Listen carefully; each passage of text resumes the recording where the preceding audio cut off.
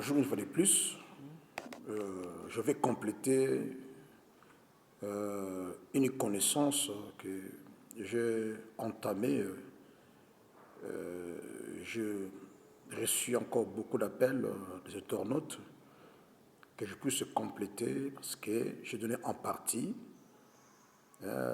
cette recherche ou cette connaissance parce que je pensais que les internautes vont aller lire le tout dans le livre qui pourrait paraître bientôt, mais ils ont insisté. Bon, je réponds à la demande des internautes pour compléter une connaissance qu'ils prétendent être bon, à mi-chemin sur la mosquée d'Al-Aqsa,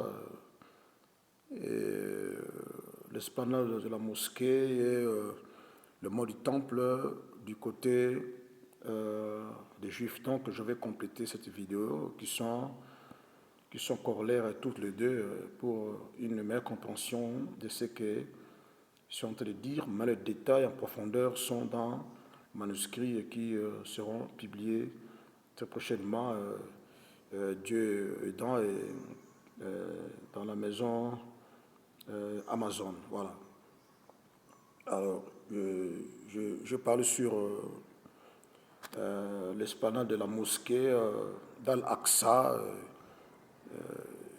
et le mont du temple à Jérusalem, sur le lieu très saint où avait été construit les temples de Salomon qui sont en dispute entre le peuple arabe et les peuples juifs. Alors, je disais qu'il y a des manuscrits qui auraient annoncé l'emprise musulmane sur l'ensemble de lieux très saints. Le prophète David aurait eu la révélation de la part de Dieu que ces lieux seraient tenus, partagés très longtemps, on ne sait pas quand, la fin de l'occupation ou du partage de ce lieu sacré pour le peuple juif vis-à-vis des peuples arabes. Vous voyez, donc c'est biblique. Alors je vous donne la portion de cette écriture, bien que d'autres détails sont là, rapidement. Psaume 74, c'est le psaume de David, bon, qui présente Asaph. Il fit un chantre de l'Éternel à ce temps-là. C'est aussi un prophète, comme on peut le dire, parce qu'il annonçait l'avenir par des chants sacrés qu'il recevait de Dieu comme inspiration. Alors, entendons ce texte biblique. Psaume 74, je prends le verset 2, je descends. La parole de Dieu dit ceci, c'est Asaph qui prophétisait par le chant sacré de l'Éternel au peuple de Dieu. Souviens-toi de ton peuple que tu as acquis autrefois, le peuple juif, que tu as racheté comme la tribu de ton héritage. Écoutez bien ceci. Souviens-toi de la montagne de Sion, les lieux d'où était construit le temple de Salomon.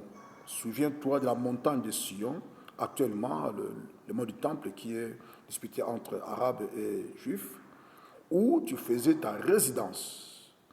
C'était la résidence de Dieu. Ça va encore revenir comme résidence de Dieu dans le siècle à venir. Voilà pourquoi la reconstruction du tout ce temple est un impératif divin, parce que Dieu en fait toujours sa résidence. Donc il y reviendra. Verset 3e, écoutez ceci. Porte tes pas vers ces lieux constamment dévastés. Vous voyez, depuis que l'emprise musulmane est sur cette terre-là, c'est un lieu ou des lieux constamment dévastés. Il y a des échauffourées, il y a des tensions, il y a la TAL qui intervient, il y a la police israélienne qui intervient, il y a des terroristes, il y a des émeutes, trop de troubles. Ces lieux saints de culte islamique et judaïques sont constamment dévastés par des mouvements, des disputes, des contestations, d'opposition entre deux communautés ennemies qui s'affrontent corps à corps. L'ennemi a tout ravagé dans les sanctuaires. Là maintenant, il parle sur l'emprise musulmane le musulman qui était venu s'emparer des lieux très saints d'Israël. 4. Écoutez ceci. Tes adversaires ont rugi au milieu de ton temple. Ils ont établi pour signe leurs signes. Qui sont ces signes qui sont établis aujourd'hui, qui est visible? Nous avons la mosquée d'Al-Aqsa, les dômes du rocher. Sont des signes qui remplaçaient le signe qui était avant le signe judaïque du peuple juif. C'est clair. Ils ont, donc Psaume 34, verset 4, tes adversaires ont rejoint au milieu de ton temple, le deuxième temple de Salomon. Ils ont établi pour signe leurs signes, qui sont aujourd'hui visibles. Donc, les musulmans, les arabo-musulmans ont marqué de leur scripture, de leur tradition, de leur culture musulmane, des choses sur le lieu saint qui appartenait auparavant au peuple juif. Il continue. Ils ont établi pour signe leur signe. Je récite l'esplanade de la mosquée d'Al-Aqsa et les trônes du rocher au mont du temple, selon la Bible qui en parle. On les a vus, pareils à celui qui lève la cognée dans une épaisse forêt. 6, écoutez bien. Et bientôt, ils ont brisé toutes les sculptures. Tout ce que les arabo-musulmans avaient trouvé sur le lieu saint, qui faisait partie de la culture de sculptures juives, ont été brisés, afin qu'ils rétablissent leurs signes islamiques ou musulmans. C'est après 1948, lorsqu'il y a eu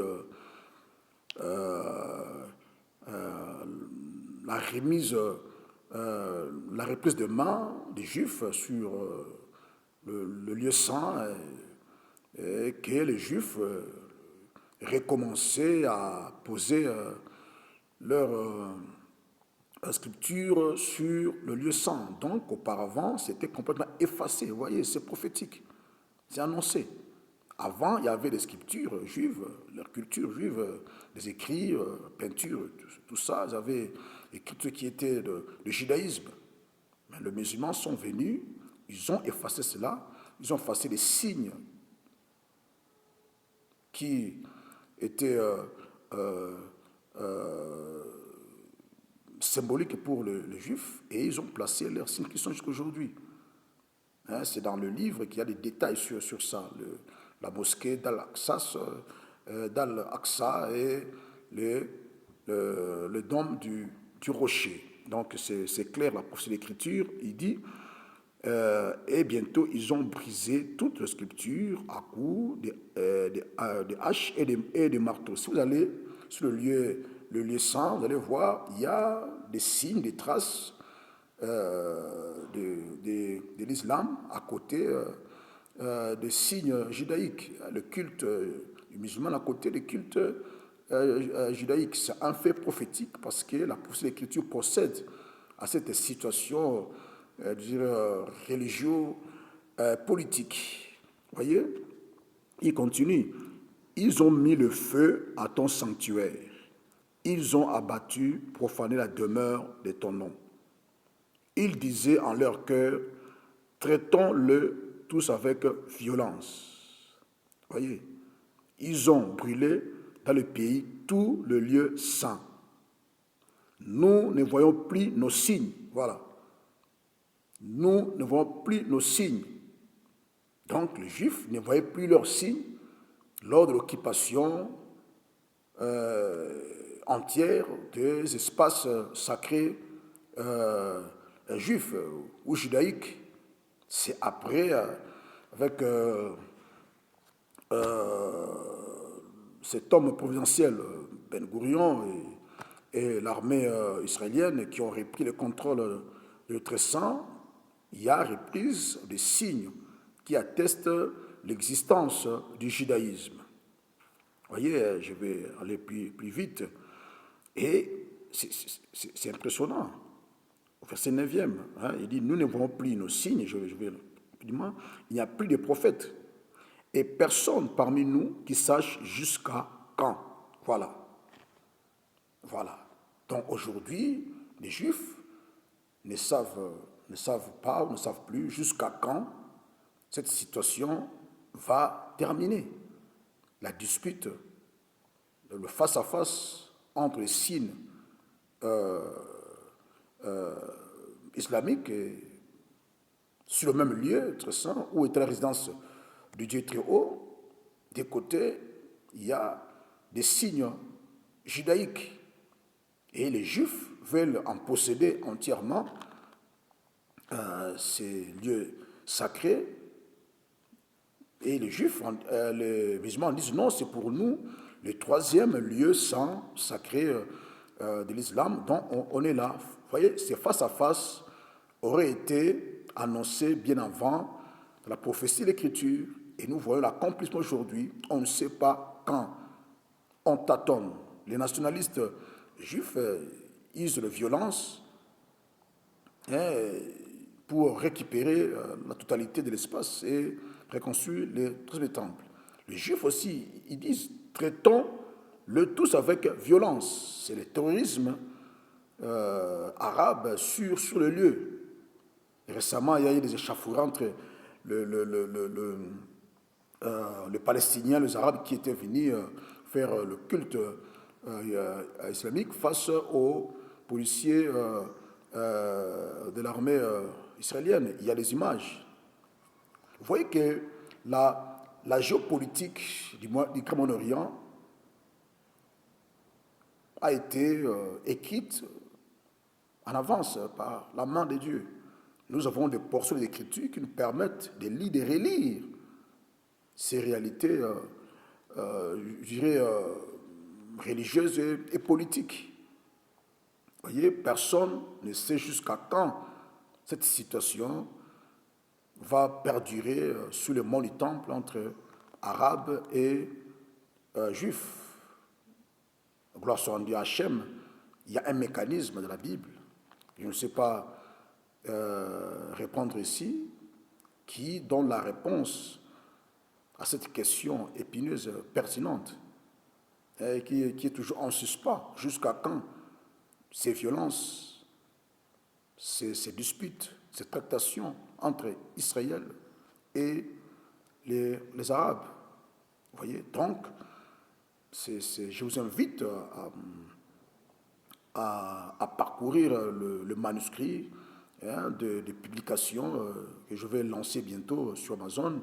Il y aura toute une série de publications qui vont vous permettre de se faire une idée que l'histoire de l'humanité a été écrite en avance par la main de Dieu, confiée aux prophètes juifs qui ont donné des grandes lignes qui nous permettent aujourd'hui de comprendre l'évolution de l'humanité jusqu'à la fin de l'histoire, et nous entrerons dans ce que j'appelle la Pax Israeliana, Pax Israeliano, autrement, qui sera, comme le dit, une période éprise de paix durable entre les nations.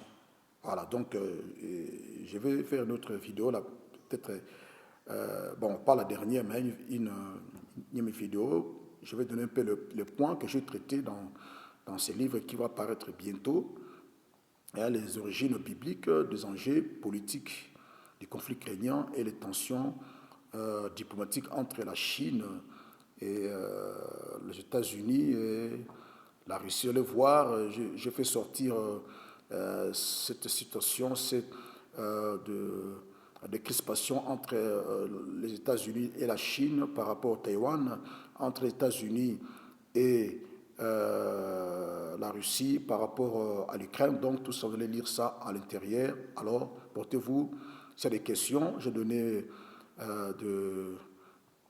des contacts. Donc, s'il y a des questions, vous êtes libre, posez des questions, on va échanger, on va discuter, on va échanger pour notre édification à nous tous. Portez-vous bien. Bye bye. À la prochaine.